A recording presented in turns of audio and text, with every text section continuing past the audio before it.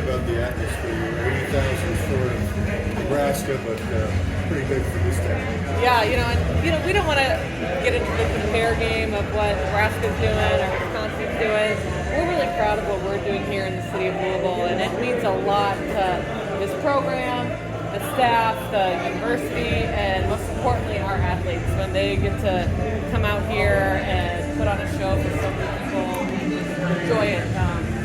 And they're like one of the most appreciative bunches in the country, so I know they were loving every minute of it. Danny, I can imagine as far as this game, you couldn't ask for a pretty strong performance, pretty clean game for the most part. I mean, overall pleased with how the team performed. Well, I'm a head coach, so I'm always expecting more and expecting better. I think there's a lot of things we can improve on. But again, that's the beauty of this group is they understand that. They know there's more work to be done.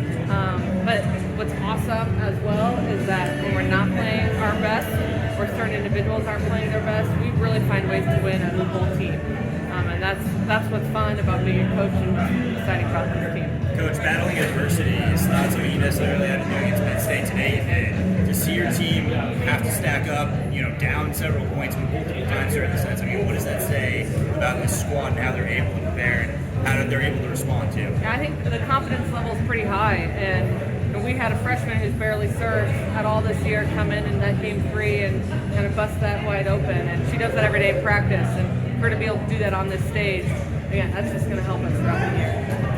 That seemed to turn in the first set when Anna was serving, and I think she ran off 9 straight points.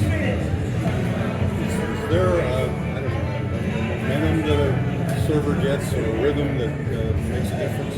Yeah, we pride ourselves on being a great serving team, and so when we're making errors, that gets frustrating, and typically it does take just one confident server to go back there and hit a few good ones in a row, and we kind of get our mojo back. So Anna is one of our best servers.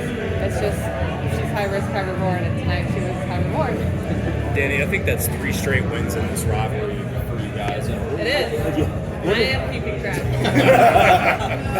What does that mean to you? And obviously, you both have had your respective successes, but it seems like you're taking ownership of it. Yeah, it's huge. And, a few years ago, we got in this 4-year deal with Kentucky, Stanford, and Nebraska. And, I would, at the time, would have been happy maybe winning one of those. And now I think we're like 5-0. We have another year left with a huge match on Sunday. So just really proud of the growth of the program and then, the confidence of our athletes to be able to go out there against those teams and feel like we're going to win and we have a chance to win.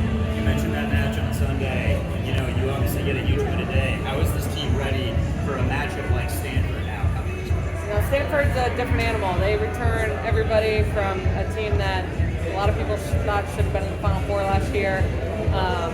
They're probably the most physical team in the country. Well, maybe not the most, but one of the most physical teams. So, they're very, very, very good and very experienced, and they play great on the road.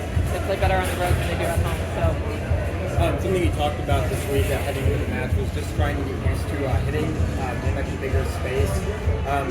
Heading into that game Sunday, just how much more confidence do you have after seeing the way they played tonight, getting that first like a big matchup out of the way and having another one set up?